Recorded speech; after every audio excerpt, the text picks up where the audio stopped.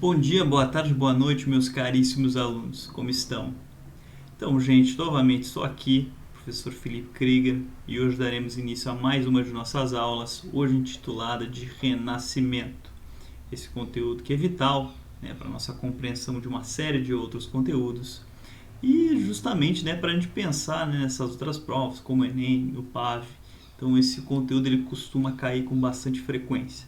O que o professor separou para vocês? A gente vai trabalhar com as principais características e falar sobre um pouquinho sobre alguns autores, desse período. Então fiquem bem tranquilos, a aula vai, tentar ser o mais objetiva possível.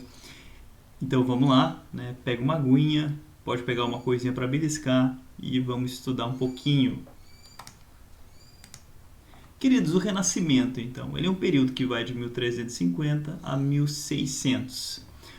Vejam bem, o próprio conceito ele dá a ideia de quê? De renascer, de trazer algo à tona novamente. Durante o período medieval, que nós estudamos na nossa última aula, o controle total era da Igreja Católica. A Igreja Católica tinha a verdade absoluta em suas mãos. Os renascentistas e os pensadores desse período que nós vamos estudar, eles vão começar a questionar algumas verdades. E o que eles usarão para questionar essas verdades, esses dogmas absolutos da Igreja Católica? A filosofia greco-romana. Então, o que está renascendo agora? A filosofia antiga, certo? Então, eles vão retornar, vão, com o uso da razão, da racionalidade, eles vão questionar algumas verdades do período medieval. Tudo bem? Queridos, uma pergunta. Professor, então isso quer dizer que durante o período medieval nada relacionado a grandes intelectuais ou um pensamento mais profundo foi produzido? É evidente que isso é um equívoco, É óbvio que produziram, que existem bons intelectuais durante o medievo. Só que, agora essa alteração ela será um pouco mais brusca. Esses intelectuais, essa filosofia greco-romana, ela vai se tornar mais presente na nossa sociedade. Tudo bem? Vamos lá então, o que nós temos? Desenvolvimento do comércio, isso é bastante importante no sentido de que vocês sabem que uma cidade comercial, ela acaba agrupando um grande número de pessoas e essas pessoas trocam informações. Então é evidente que nesse desenvolvimento dessa sociedade mais urbana e mais comercial, nós teríamos um fluxo de ideias mais elevado. O protestantismo, conteúdo que nós também vamos estudar na nossa PNP, ele trabalha um questionamento à Igreja Católica, é um racha na Igreja Católica. Então é todo um período em que a gente tem que entender todos os conteúdos dentro desse período moderno, ok? Desenvolvimento de métodos científicos e da racionalidade para a explicação de fenômenos da natureza irracionais. Como eu já mencionei para vocês, a antiguidade greco-romana é retomada. E aqui, gente, nós temos o início de uma maior preocupação com a vida terrena, com o aqui e agora, com a vida na cidade, certo? Com a vida no burgo, ok? Então, onde no período medieval a maior preocupação era sempre a salvação, aqui a gente vai ter um deslocamento. Queridos, é importante ressaltar que o Renascimento ele é um fenômeno importante, mas ele é um fenômeno de pensadores que tem uma relação muito mais forte, muito mais clara com as classes mais altas, certo? A maior parte das pessoas não tinha acesso à informação nesse período. Então ele é um movimento intelectual artístico bem elitista, tudo bem? O que nós temos também de importante? O desenvolvimento da imprensa, porque a base do Renascimento é a crítica, são as obras literárias, a arte, e para a divulgação disso é necessário um meio para além dos copistas durante o período medieval que passavam um tempão lá copiando uma obra. A gente precisa de uma imprensa, certo? Então a imprensa ela é imprescindível para o desenvolvimento do Renascimento, ok? Gente, Itália como berço da Renascença. Alguns teóricos eles afirmam, até gente, a Itália ela vai ser o local de germe, de início desse movimento, mas depois o Renascimento acaba se espalhando por outros lugares da Europa, e eles afirmam que o contato com os prédios, com o O passado mesmo romano, né, por exemplo, vai ser um dos pontos que vai estimular esse interesse, né, da sociedade italiana, né, pela antiguidade, né, como os romanos eles eram tão desenvolvidos. Então esse contato com a antiguidade romana vai fazer com que eles se interessem por esse passado. Tudo bem? Gente, uma prática que era muito comum no período era o mecenato. O que era o mecenato? O mecenato eram membros da elite urbana burguesa, grandes comerciantes, né, tornavam-se patronos nas artes, ou seja, financiavam e apoiavam grandes artistas e escritores.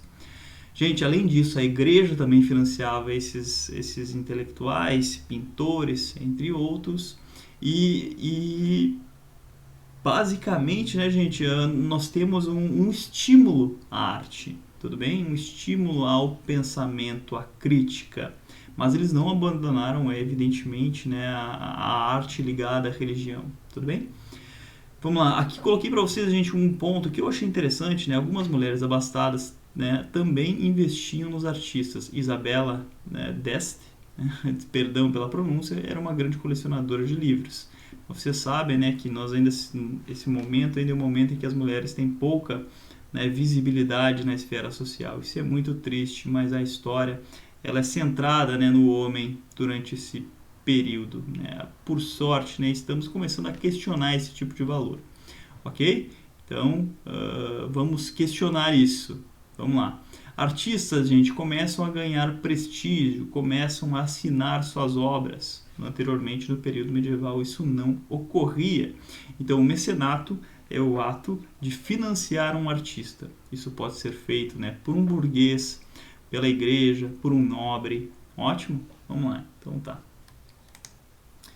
Gente, a perspectiva renascentista, o que nós temos? Como eu já falei para vocês, né, uma fascinação pela vida na cidade, pela vida terrena e um afastamento com a preocupação com a salvação. Ah, professor, mas eles não acreditavam mais na religião, não acreditavam mais em Deus? É evidente que acreditavam, certo?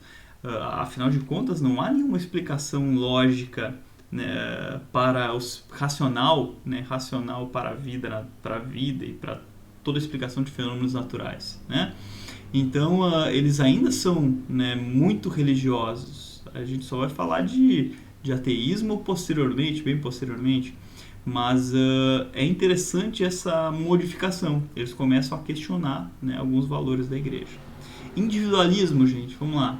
Os tradicionais valores de nascimento e de posição dentro de uma hierarquia fixa foram suplantados pelo desejo de realização pessoal. Então é meio que uma ideia de homem-agente, tá? Onde anteriormente, com uma visão, né, religiosa, o homem estava submetido à vontade e aos desejos de Deus, né? Aqui começa a se movimentar isso para uma ideia, né, de um homem-agente. Acho que essa é a melhor expressão para esse ponto.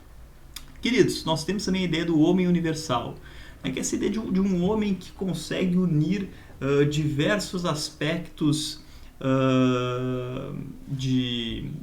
como assim, eu acho que essa frase aqui ela consegue resumir bem. Olha, como diz Ofélia a respeito de Hamlet, conseguiu bem combinar o olho do cortesão, a língua do letrado e o gládio do guerreiro. Então é um homem universal, né, um homem que consegue fazer qualquer coisa. Então, né, nesse ponto a gente já consegue observar essas críticas, né, ao passado medieval. Vamos lá. Gente, o humanismo, essa corrente de pensamento do período, que ela é bastante lembrada também quando se fala em renascimento, nós temos alguns pontos importantes. Antropocentrismo, a ideia de um homem no centro das explicações, onde anteriormente no período medieval Deus estava no centro, agora nós temos o homem no centro, antropocentrismo.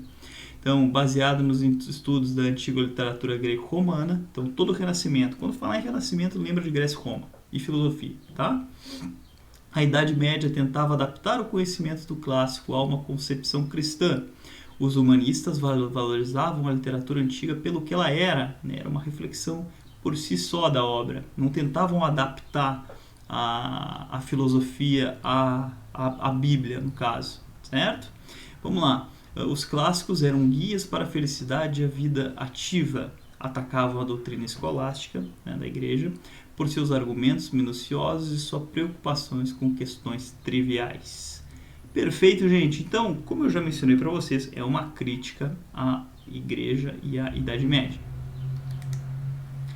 Gente, agora já passando para alguns pensadores que eu separei aqui para vocês, nós temos Giovanni Pico della Mirandola, certo? Que defendia que o homem deveria ser livre e, segundo Pico, Deus seria dito ao homem: fizemos de ti uma criatura, de modo que possas, como formador, livre e orgulhoso do teu próprio ser, modelar-te conforme tua preferência. Vejam bem, como eu falei para vocês, é evidente que eles não são ateus, mas há uma ideia de homem agente, homem transformador.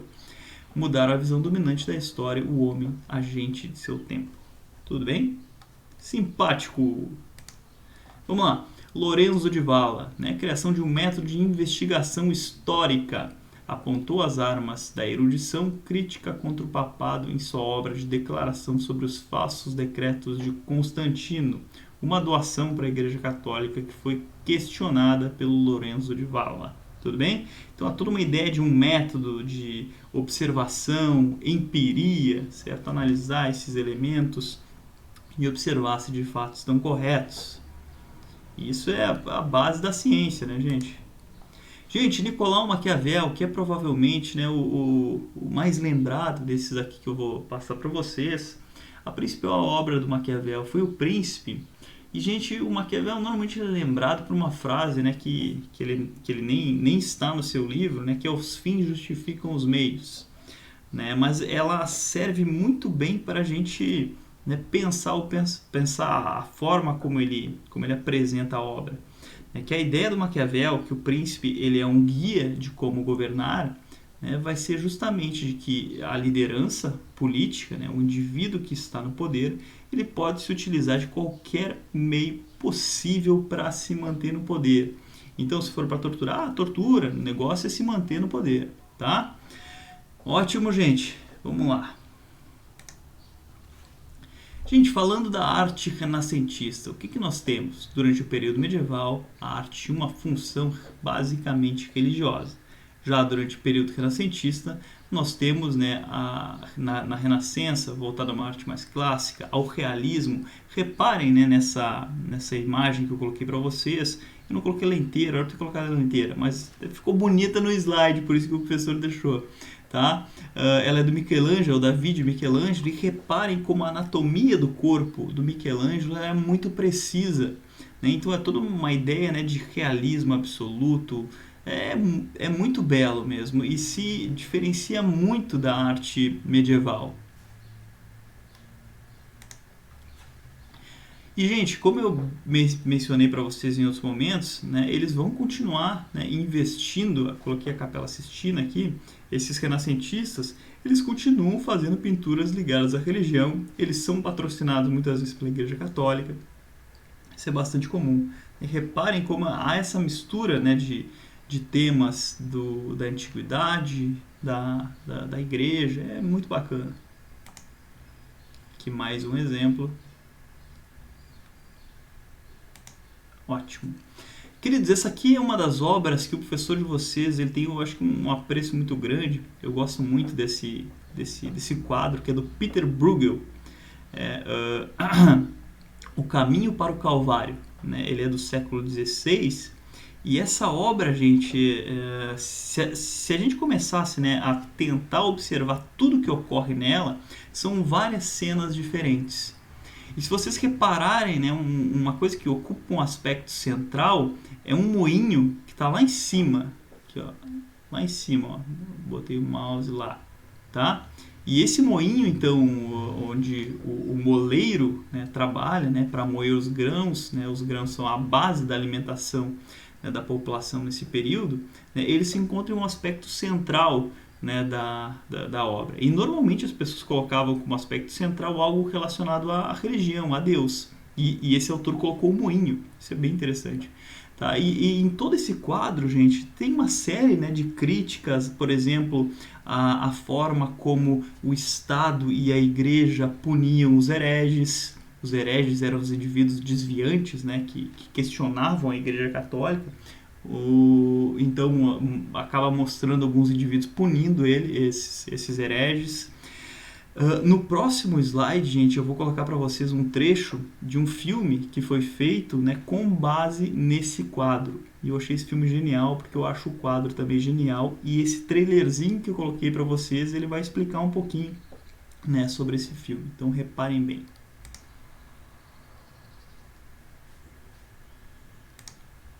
Opa, pera aí, anterior. Perdão, pessoal, perdão, vai dar tudo certo. Que droga.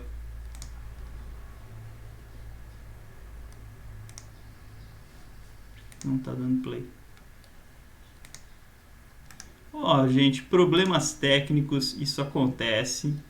Eu vou fazer o seguinte, eu vou colocar o trailer depois para vocês no Moodle, tá?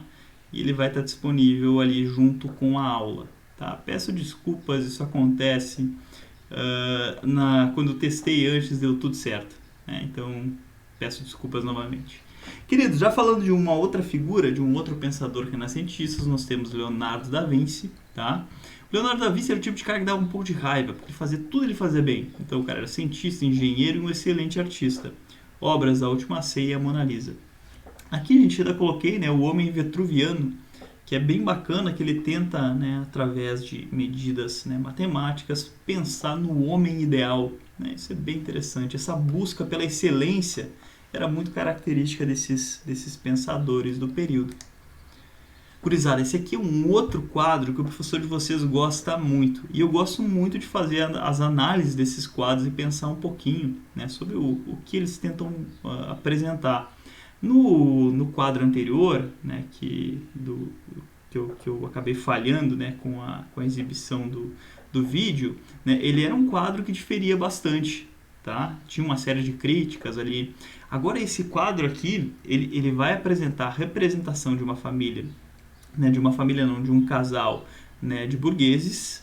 E reparem bem em alguns pontos, gente. Reparem que esse quadro aqui, ele representa, né, aspectos do cotidiano. Isso não é comum, né? Normalmente as pessoas, né, a nobreza ou, por exemplo, a pintura e a arte medieval, eles representam os aspectos com uma perfeição e o momento perfeito, o momento ideal. E aqui, gente, nessa obra do Van Eyck, né, ele apresenta vários elementos que são ligados à vida normal das pessoas. Isso aqui é muito bacana. Vejam bem aqui, separei para vocês aqui umas sandálias, o cachorrinho, o Cusco, né? O que esse Cusco está fazendo aí? Pois é, o Cusco está ali. Nessa setinha que eu coloquei para vocês, gente, ela mostra ali, é uma maçã mordida. E aqui, esse ponto aqui eu quero que vocês prestem atenção, esse aqui, tá? Esse ponto ele é bem importante, gente, porque eu vou mostrar para vocês, tá? Vamos lá. Olha só o que tem lá. Que bacana. Vocês estão reparando lá no fundinho da imagem, certo? Que ali é o Van Eyck, certo? É como se ele tivesse se colocado, aqui são as costas, tá, dos dois indivíduos que estão sendo retratados. Aqui nós temos várias cenas religiosas, então como eu falei para vocês, né, a religião nunca é colocada de lado. E lá, gente, lá atrás é o Van Eyck, né, que se colocou nesse quadro. Isso é muito bacana, é como se fosse um espelhinho, tá? Então ele está se colocando como indivíduo dentro do quadro. Eu falei para vocês que eles vão começar a assinar os seus quadros, né? Eles vão começar a ganhar prestígio durante esse período, prestígio que eles não tinham anteriormente, tudo bem? Então isso é muito bacana. Gente, o Erasmo de Roterdã é uma figura bastante importante, tá? Ele viaja por toda a Europa como educador, estudioso da Bíblia, atacava, né, a filosofia ligada à igreja, né? Nós temos várias críticas à igreja, à corrupção da igreja já nesse período, e a principal obra dele é o Elogio à Loucura, que é essa obrinha aqui, pequenininha, mas bem complexa e muito bacana, gente. É fantástico. Ele faz uma série de críticas à corrupção dentro da igreja. Até vou ler um pedacinho para vocês aqui, Ó, já há algum tempo, os sumos pontífices, os cardeais e os bispos vêm se empenhando em imitar o gênero de vida dos príncipes, e com sucesso talvez até maior. Então veja bem, ele falando, vocês gastam demais, a população vive uma vida terrível e vocês estão aí gastando muito dinheiro. Aqui, ó, só mais um trechinho. Ó, fazem bem aqueles que só pensam na boa comida, né, criticando a igreja, tá? Quanto ao cuidado do rebanho, ou o remetendo a Cristo, ou entregam aqueles que chamam de frades ou a seus vigários. Nem se recordam do significado do seu nome de bispos. Bispo quer dizer esforço, preocupação, solicitude, virtudes de quem se valem para subtrair dinheiro para aqueles que têm os olhos bem abertos. Então ele está falando que essas pessoas se utilizam, né, da religião para ganhar em cima da população. Então é muito bacana como esses autores eles vão fazer uma série de críticas à igreja, certo? Uma série de críticas a como a igreja católica mantém a sua relação com os fiéis. Vamos lá, continuando. Todos eles são lindos, né? Vejam bem, que coisa fantástica. Queridos, Sir Thomas More, uma outra figura que o professor de vocês gosta muito também. O Thomas More, a principal obra dele, gente, vai ser a Utopia, que é esse livrinho aqui bem bacana também. E o Thomas More, a utopia, gente, é na ideia, né, de uma sociedade ideal. Ele vai tentar pensar o que seria a sociedade ideal.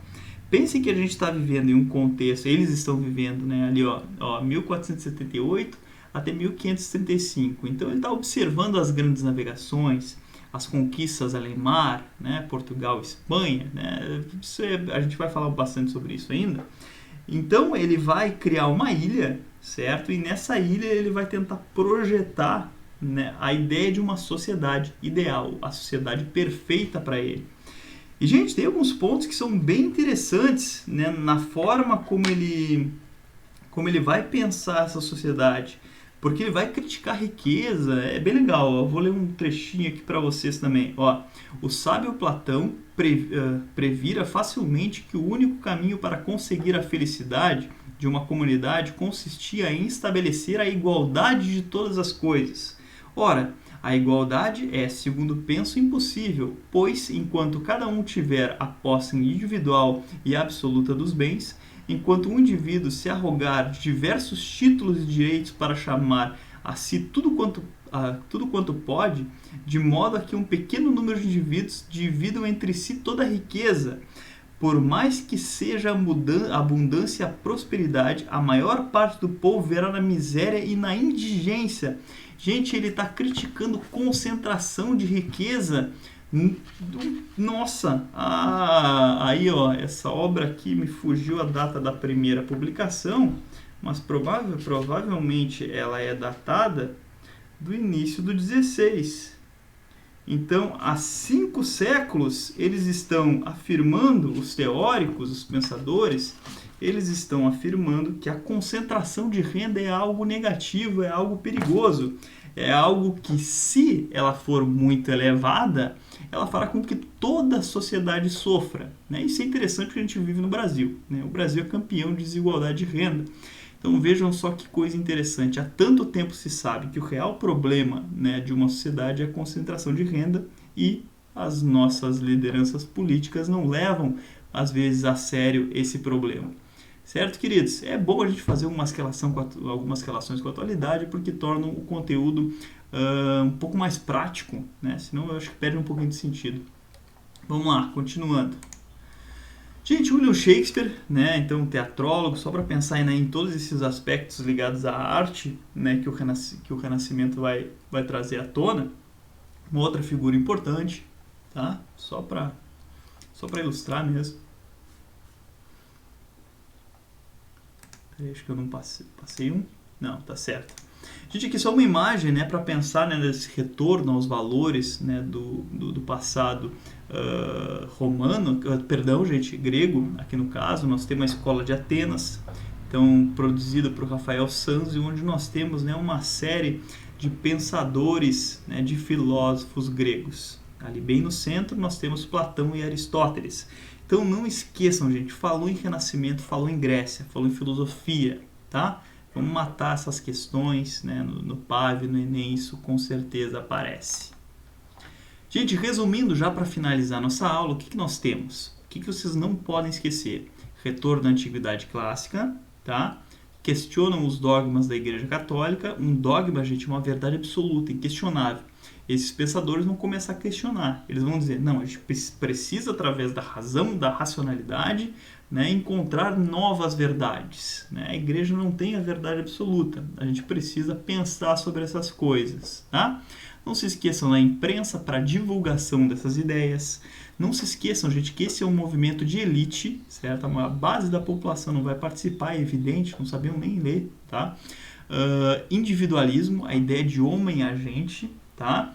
O antropocentrismo, ou seja, né, o homem no centro da discussão. Como eu já falei para vocês, restrito a uma pequena elite urbana. E, gente, estabelece os padrões culturais para os tempos modernos. Meus queridos, novamente foi um prazer, né, dar essa aula para vocês. Espero que tenham gostado e a gente se fala na semana que vem. Um grande abraço e até breve. Tchau, tchau.